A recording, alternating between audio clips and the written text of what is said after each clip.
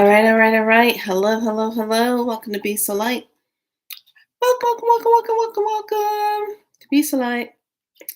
All right. Thank you, all newcomers, for being here. Thank you for standing in your light and representing yourself well. And I want to talk about some quick things really quick. Um, okay. So today is it's the 11th month, 7 energy. But when you really look at the 7 year and the 3 1s, they're doorways, but only just going in the middle, you still have a margin, a wall in between. Okay, there's still a division. So now I'm looking at the energy and you add it together and it comes out to a 10, but it still comes out to a 1. So I've been thinking about it and I said, this is some profound energy of the 1. I was looking for my one thing I was going to use. And so 1 is independence, 1 is always about new beginnings. And this is a big energy to be working with the 1, 1, 1. Now, the big energy was when we had 2011, and I was working with the 11, 1, 2011. So that was that 11, then the 1, then the 11. So this energy is all about tapping into that new beginning. What do you want to start? Even if you don't have the energy to start it and you just have the ideal of it, just the simple fact that you take the time to just write it down is going to anchor it so that you can bring it into fruition. So this day, and then on November the 11th, is a good activation day. Okay, so that you can really start utilizing those doorways. Okay, those are active doorways. Now, this month is anchor in as much as you can how you really want to be living your life for next year. Okay, anchoring it in. So, one of the things I want to talk about today looking at is the movie Divergent. I talked about this before, but if you go back and look at it, it's on Tubi right now for free. Um, they got a good lineup on Tubi. I think Tubi's doing their best to kind of give people information. But I thought it was really interesting. I watched the first one, and you always go back and watch the movies, and you kind of find out that something that you either didn't hear right or you didn't see it right or something in that category. So I kind of look at it like, okay, let me go back in and take a look at it. So I was paying attention to something at the very end where she's got to go find 4, and she lost both her parents already. So now she goes in and she's looking for 4. 4 is already subdued because before that, they gave everybody this serum. They gave all the dauntless this serum, shot them in the neck. So they were going to be controllable. They can only hear the voice, but they do as they're told. Sounds familiar?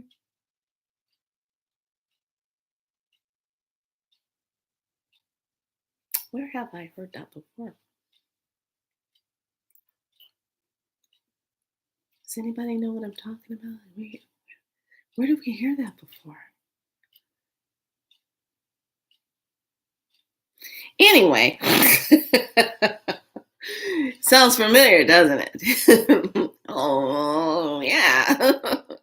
So I'm watching this part, and then Kate Winslet, who's playing the evil lady or whatever, the head lady, she says we cannot have people implementing their free will. They cannot be able, they should not be allowed to use their free will, because then we will lose control. Where have I heard that before?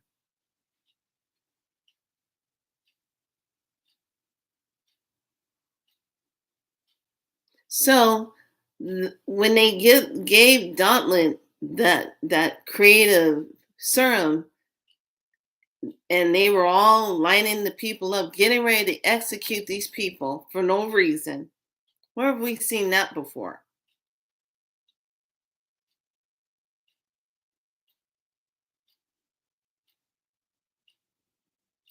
I mean, just lining them up, getting just gonna kill them for no reason. That was a really old timeline. So, in order for Trish to gain control and to shut the computer system down, she literally had to give Kate Winslet the serum so that she could have control over her, to get her to shut down the AI that she was using to control the people and was going to kill everybody. So when she gives her that serum, she's able to override what was happening. So it makes you kind of think, when these people sit around and they do that kind of energy thing, it's really interesting in the movie how they put it right in your face what they're doing and how they're going to do it. They showed them getting that shot in their neck. They showed them all standing in the train like hypnotized zombies, not able to think for themselves. Sounds familiar? So, and then to have her finally say, I'm divergent. And divergent simply means this: I don't comply with all your nonsense. There's a lot of divergence on this planet. So that movie really gives a lot of insight. And then when you watch the second one and the third one, you kind of can start clicking the pieces together and pay attention to how they're there's they kind of segregated everybody up into groups. Who could do this? Who's going to do this? Who's going to react like this? Who's going to be this way? Who's going to, everything was all separated up. Then I went back and revisited um, Residential Evil, and it was the one of Retribution. That one. I was watching that one. And this time I was like, okay, it's kind of like when you go back and you start watching a movie, it's like playing with a Rubik's Cube. You got to keep clicking pieces together. And then when you click something, you go, oh, I missed that. Every time when you go in, hi, darling, hi, darling. Every time when you go in and you watch these movies, now remember, the universal law is they have to tell you what they're going to do to you. So they put it in the movie because that's their way of not getting karma for doing what they're going to do. Okay. So they're telling you what they're going to do to you. And Residential Evil is all about biowarfare. It's all about how they have the whole simulation and it's all spread out. So you have to look at Residential Evil Retribution, because that's the one where they show you how the hive is laid out flat. So, like when they turn it, they have Russia. They turn it a little bit more, they have this, but it's all flat. Okay, it's not circular. They're not showing the world circular. They're showing it flat.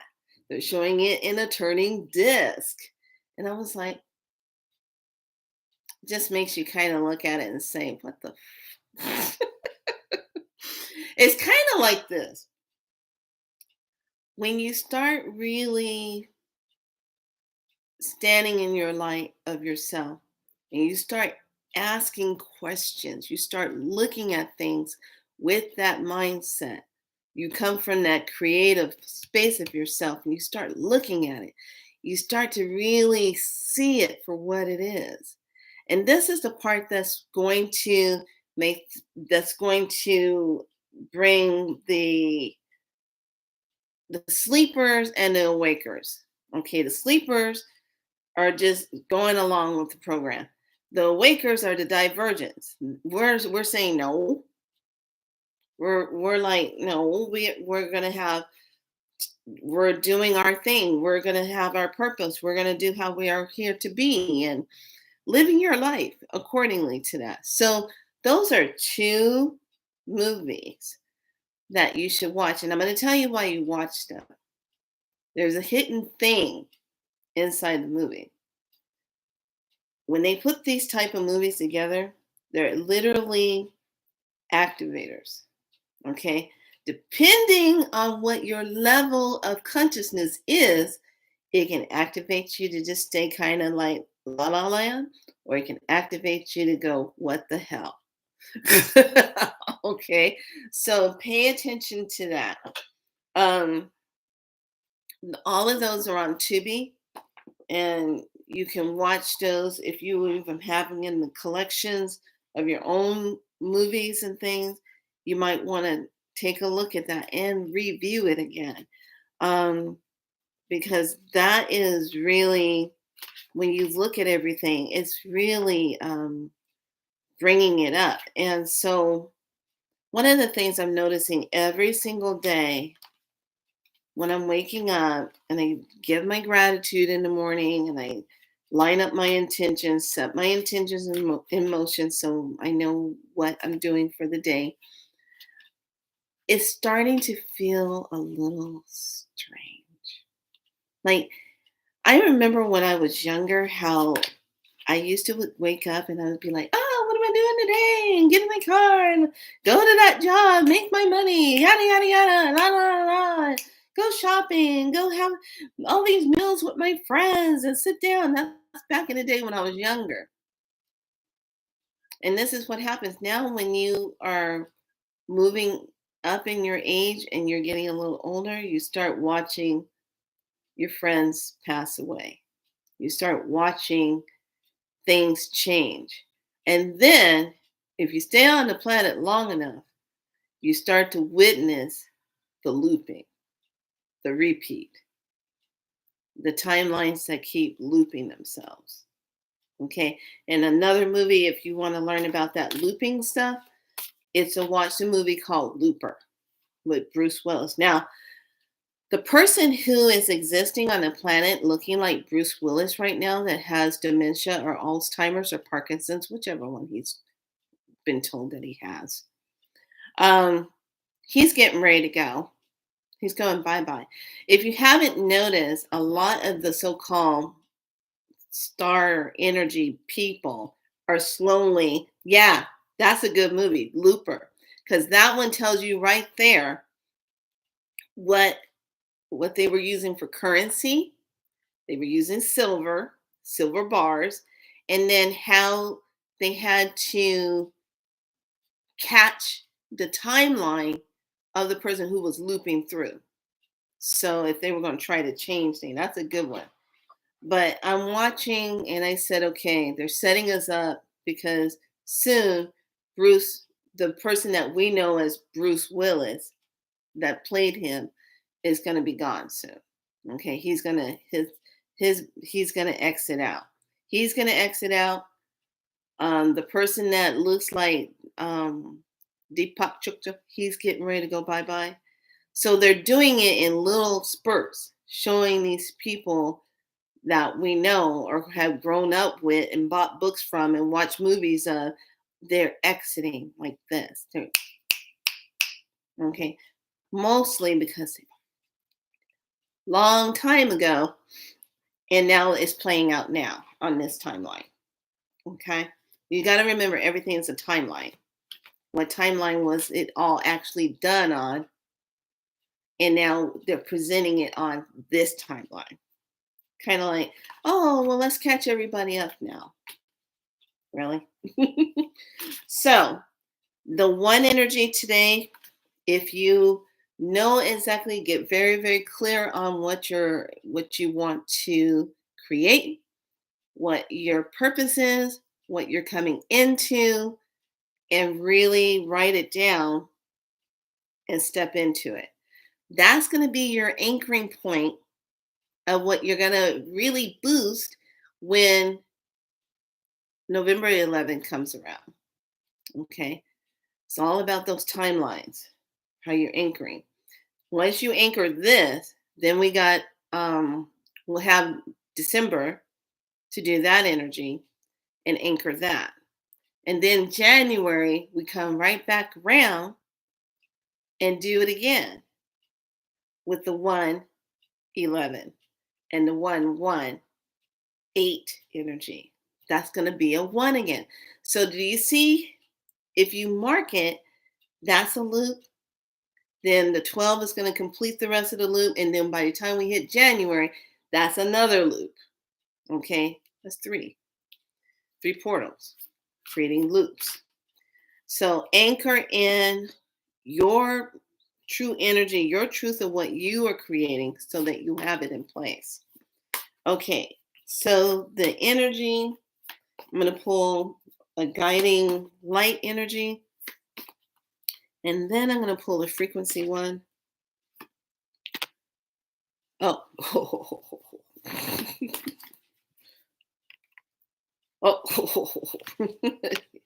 Okay, number 27, the blame game. It's time to take ownership of the life you are creating. Yeah, we can't go blaming it on anything, which is really true. But here's the thing, there's accountability that needs to be owned.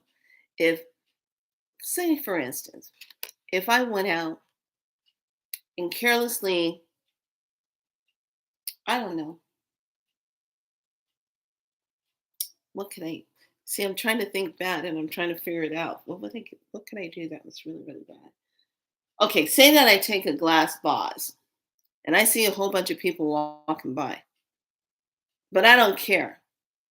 I just throw it down and I know it's going to scare somebody. The glass might ricochet, go up in somebody's eyes, hurt somebody, and what. And I just casually walk away and go about my business. They come knock on my door and they say, hey, you threw this down. I ignore them. I'm not taking any responsibility or ownership for anything that I just did, hurt somebody knowingly. Because I knowingly knew when I threw that glass down on the ground, I was going to hurt someone. Because I just already knew. Doesn't that sound very interesting? So when you already know you're going to do something like that, there's accountability for this. Nobody gets away with it. Some people keep thinking they do, but there's accountability. So the blame game, we can't do that because we got to stand in a heart of compassion. There are many people around you now who benefit from your loving, compassionate heart. So where are you standing in your compassion in yourself? But we can't blame. We can hold people responsible. I like using that word. I can't say I'm blaming someone, but I can say I'm holding them accountable for the energy of what they do. That's a stronger energy than playing the blame game. I hold them accountable for what they've done, for what they put forward, for what they put out there. So now the frequency is really cool. I just love these cards.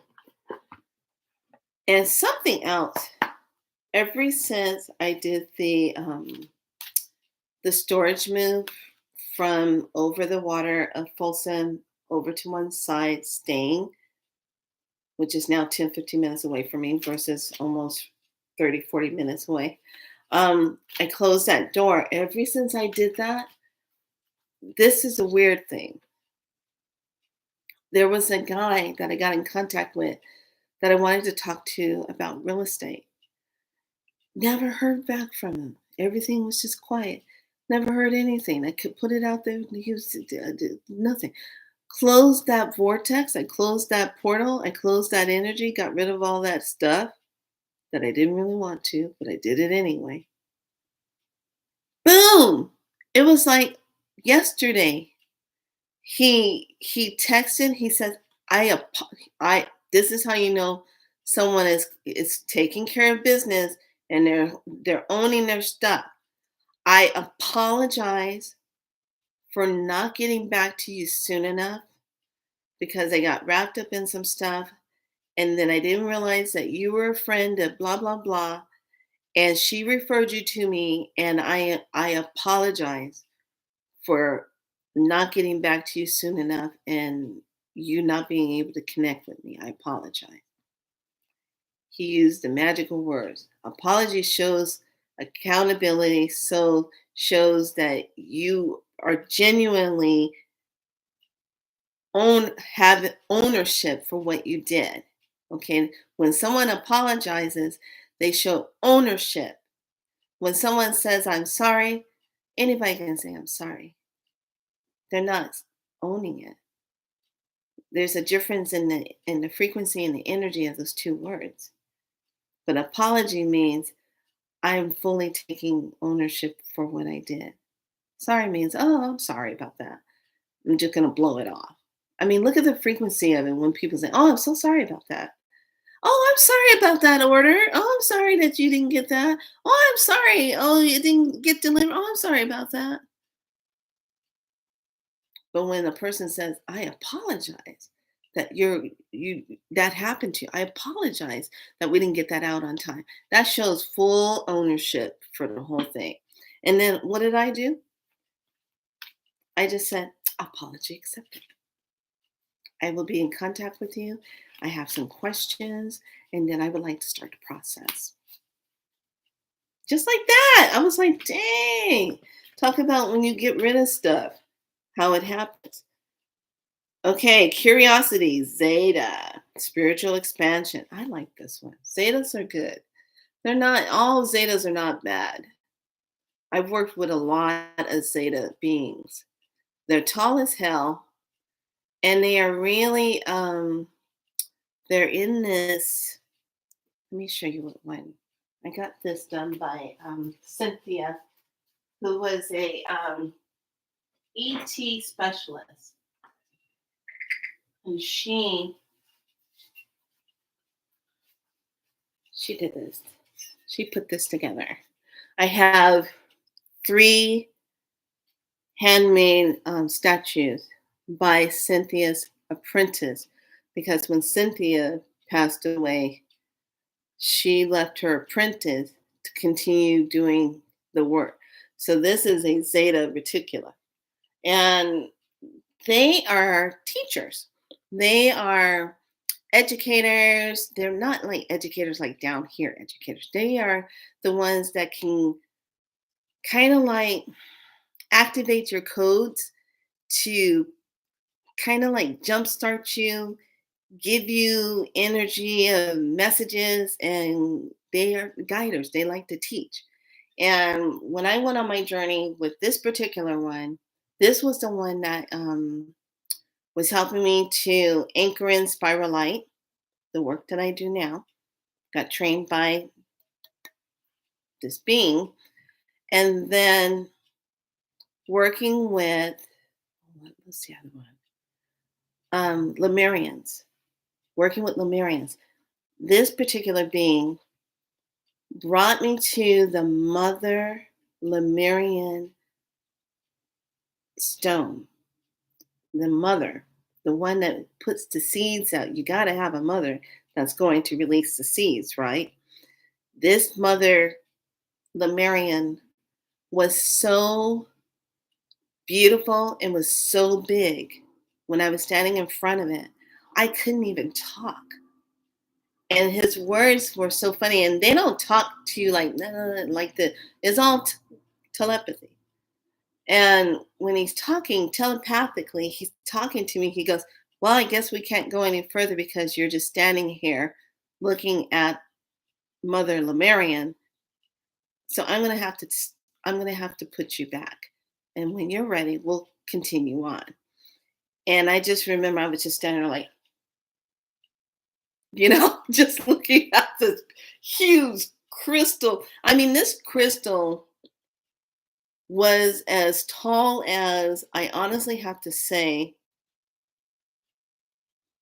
maybe 3, 4, like, stories high. I mean, it was big, where I was just like, and it was flat. It was like a slate, a big slate that was just standing there. Kind of like how Stonehenge, when they have the main stone in the center, how it's standing there.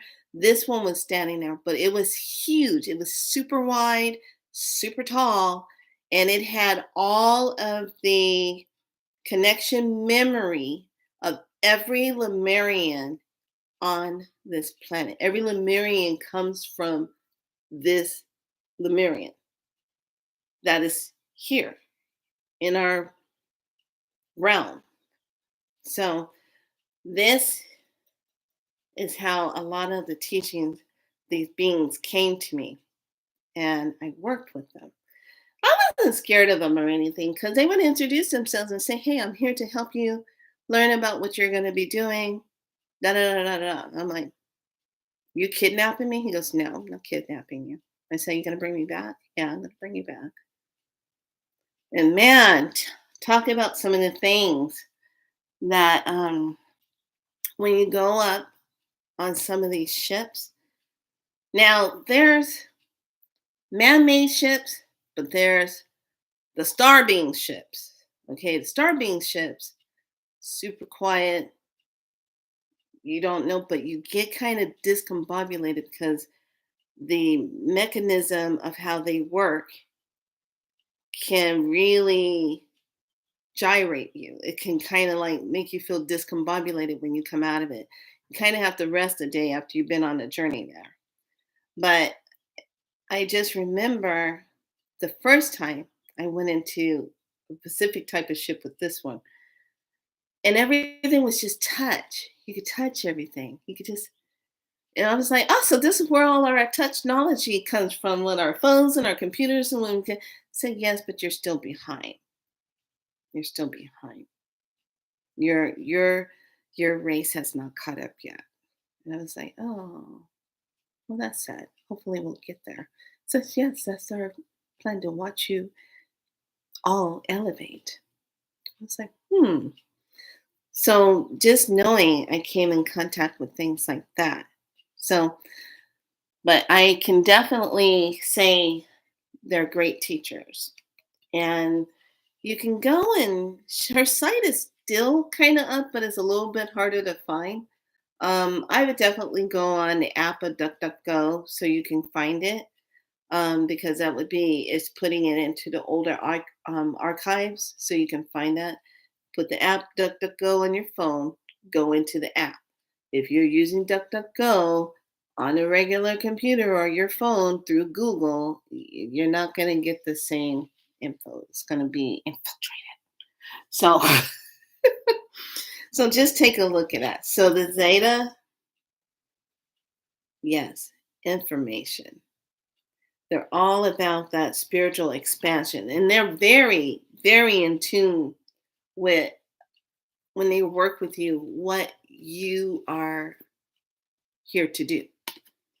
And then we're going to finish off with, oh, this is appropriate. Oh, 38. What is that? 11. Integration, higher self integration. So today, yeah, integration work. A lot of integration work. This is a good card. If you find yourself drawn to this type of cards, this is by Lightstar. She designed these cards. She has 2 sets of these out. You can actually use them and sit them by water and charge your water with it.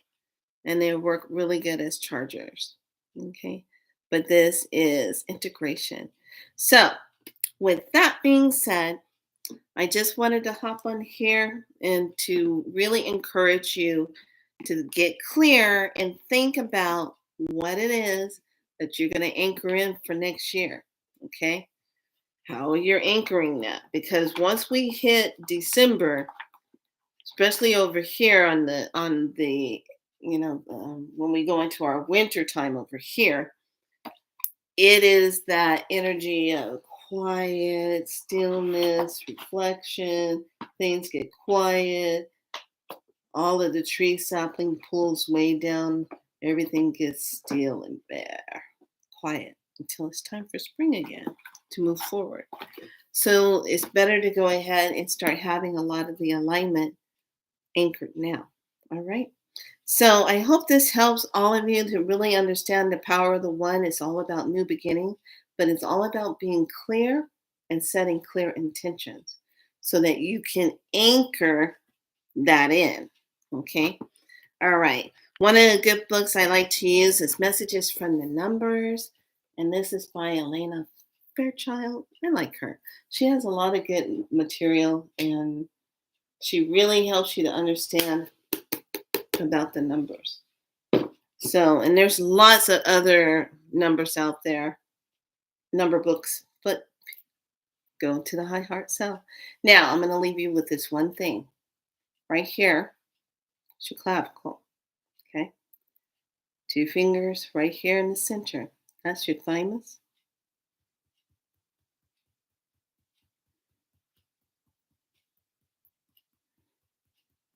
Just tap it.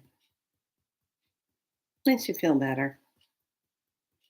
Likes to bring in unity. Now, this is interesting. In a workshop that I took, they did this demonstration, but I learned this a long time ago. Back in the day when I was studying for my holistic massage, we learned about the tapping of the thymus and tapping for emotional release things, tapping. But when you tap the thymus, it's activating immune. It's also activating connection through the high heart self and through your divine connection. Okay? It's activating that. That's why when I watched the show called Discovery of Witches, towards the very end, the two or three episodes before they get to the final episodes of the series, the one of the I want to call her the grandmother of Christine, or she when she's getting ready to put down the dark witch who took her beloved love from her, killed her. He teases her and says, "Oh, you don't have the power to put me down. What are you going to do? A spell? How laughable." And when she's standing there, they're like on the runway of this. Got out of the car, and he was going to try to get off and take off and go onto a plane. But she stands there and she's looking at him, and she goes, because that was her way of connecting. She taps right there. And then she starts spinning the energy, calls in the wind, and then took care of him. And I said, she even showed you this is very important. So when you start to feel kind of like, I don't know what to do, just go here. All right, lovelies, be good to yourself. Take care of yourself. Love yourself. Know that you're deserving. Know that you're worthy. Stay true to yourself and your light. That's what makes everything just right. All right, lovelies. Be good to yourself. Much love.